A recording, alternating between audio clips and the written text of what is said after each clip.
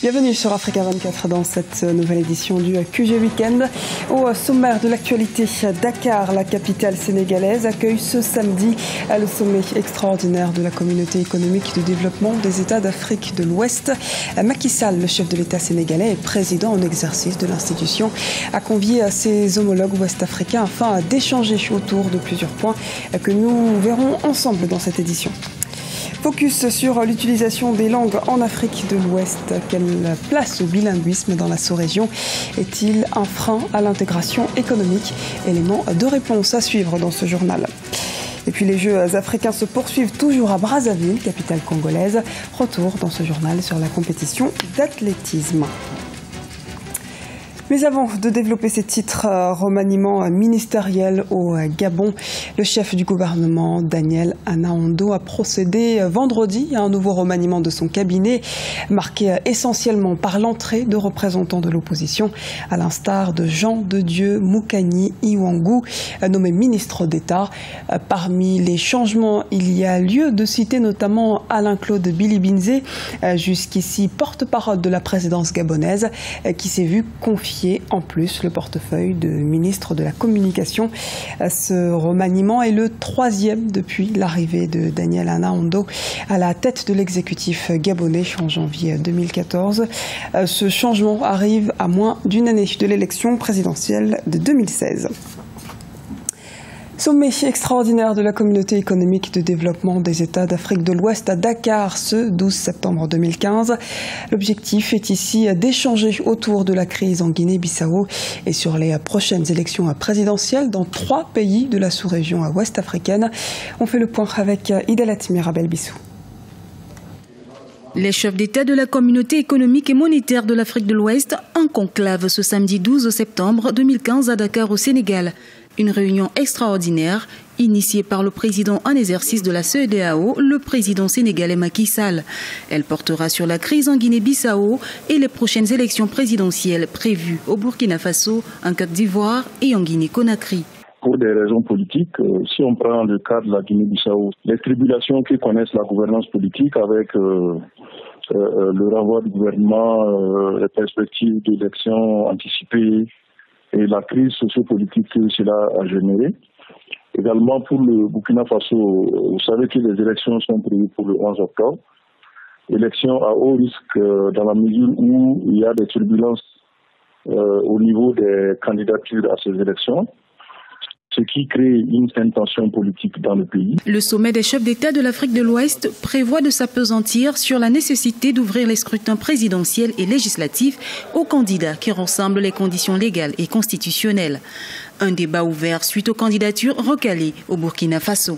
Le sommet va essayer de proposer des solutions conformément à son encadrement juridique, mais aussi tenir compte des contextes spécifiques des deux pays, une instabilité chronique pour la Guinée-Bissau, et puis des récentes violences politiques au Burkina Faso qui ne sont pas près de se terminer, même si l'élection se déroule. Le sommet des chefs d'État a ici une situation préoccupante où il faut prendre les décisions qui soient justes, qui garantissent la paix, et surtout qui évite la contamination à d'autres contextes. 2015 et 2016, année d'élections sur le continent, les enjeux autour des élections législatives et présidentielles sont nombreux, avec des oppositions de plus en plus actives et représentatives. Le président Béninois Iboni a été désigné médiateur par la communauté économique et monétaire de l'Afrique de l'Ouest pour la présidentielle d'octobre 2015 au Burkina Faso.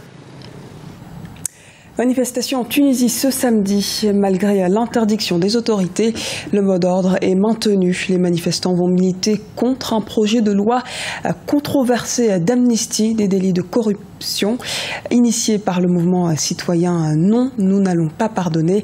La mouvance a été rejointe par plusieurs partis d'opposition et des personnalités indépendantes.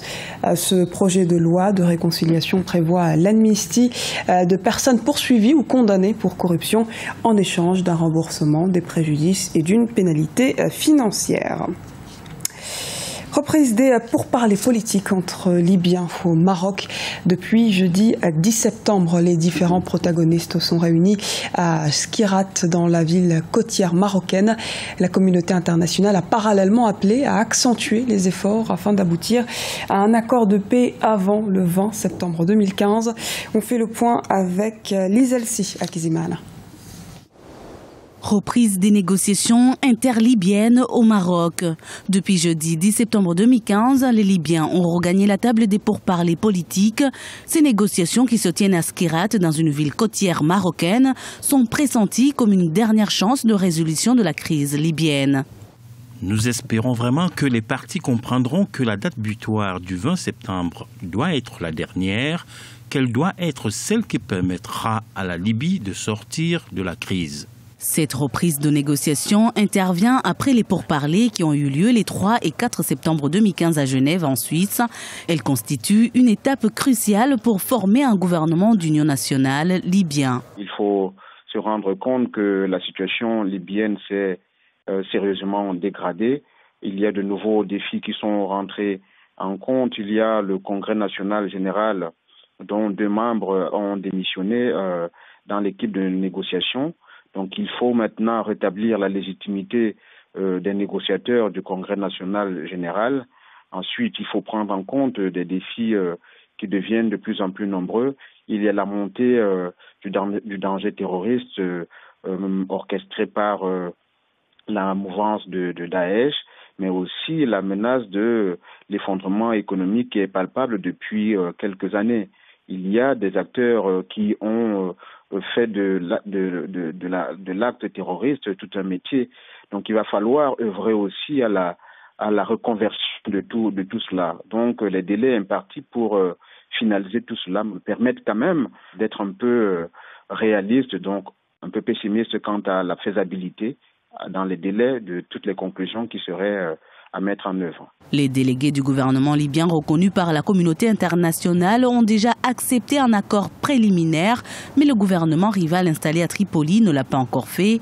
La poursuite de ces pourparlers au Maroc offre donc une lueur d'espoir aux Libyens qui réclament la résolution de la crise 4 ans après la chute de Mouammar Kadhafi. L'Organisation des Nations Unies reconnaît dans le monde 6 langues officielles, dont l'anglais et le français.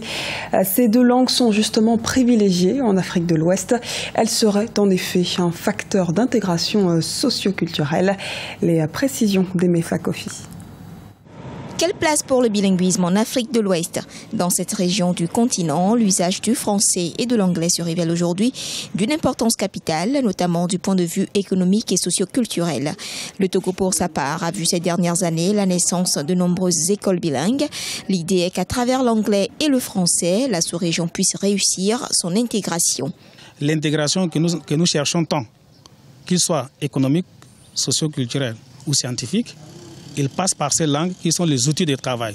Dans beaucoup de pays d'Afrique, nous voyons déjà que les systèmes éducatifs introduits dans leur curricula, l'enseignement du français dans le pays anglophone et celui de l'anglais dans le pays francophone. Nous voudrons appeler ou bien interpeller tous les gouvernements de l'Afrique d'introduire l'une de ces langues dans leur système, dans leur curricula, pour que les bilinguismes que nous cherchons passent par la formation et l'enseignement bilingue, du primaire au secondaire jusqu'à l'université. La question semble être comprise chez certains jeunes. On ne se contente plus de suivre une formation professionnelle ordinaire. J'ai choisi l'éducation comme filière, donc dans ma carrière, je peux dire, en voyageant, je peux toutefois m'exprimer en anglais dans les pays anglophones ou un peu partout dans le monde. Genre, l'anglais m'aidera à mieux comprendre certaines choses dans l'avenir. With French, I can travel to any francophone country and work perfectly there. Grâce au français, je peux voyager aisément dans n'importe quel pays francophone et y travailler. Et même si je rentre au Nigeria, je suis à même d'apprendre le français à mes jeunes frères nigérians. Et je pense qu'avec cela, l'économie ouest-africaine se renforcera. L'anglais et le français sont certes les outils de travail les plus importants en Afrique de l'Ouest. Seulement aujourd'hui, certains linguistes défendent la cause des langues africaines qui peuvent aussi contribuer à cette dynamique d'intégration. Brazzaville, capitale congolaise, vit toujours au rythme des 11e Jeux africains. Ce grand rendez-vous du sport met à l'honneur une multitude de disciplines, dont l'athlétisme. Reportage de Jacques Amboka, l'un de nos envoyés spéciaux au Congo-Brazzaville. Les athlètes présents aux 11e Jeux africains de Brazzaville s'élanceront dans la course ce dimanche 13 septembre au stade de l'unité du complexe sportif de la Concorde. Les Ivoiriens se préparent pour la compétition. Une séance d'entraînement a eu lieu ce mardi 8 septembre. La Côte d'Ivoire est venue avec 15 athlètes, 8 dames, 7 hommes. Et nous sommes venus pour glaner autant de médailles que nous pouvons. Nous comptons sur tous nos athlètes, mais normalement nous avons en tête, si tout se passe bien, on peut avoir au moins 4 médailles d'or. 15 athlètes ivoiriens, dont 8 dames, vont courir ce dimanche sur la piste du stade de l'Unité. Une sélection ivoirienne avec des athlètes habitués des compétitions internationales, à l'instar de Kofi Wilfred Serge, double médaillé d'or en 100 et 200 mètres aux derniers Jeux africains. Ah oui, avec l'objectif de gagner, bien sûr. Je suis venu ici pour ça, donc je travaillais pour ça et puis je suis venu pour gagner. Plus de la détermination et confiance en soi, les athlètes de la Côte d'Ivoire croient à une participation positive pour faire flotter les drapeaux de leur pays aux 11e Jeux africains de Brazzaville. Et rappelons que toute l'actualité des 11e Jeux africains est à suivre sur Africa 24 grâce à la couverture exclusive de nos envoyés spéciaux dans la capitale congolaise. Retrouvez tous les jours le journal des Jeux à 16h15 GMT ainsi que le club des Jeux à 20h GMT.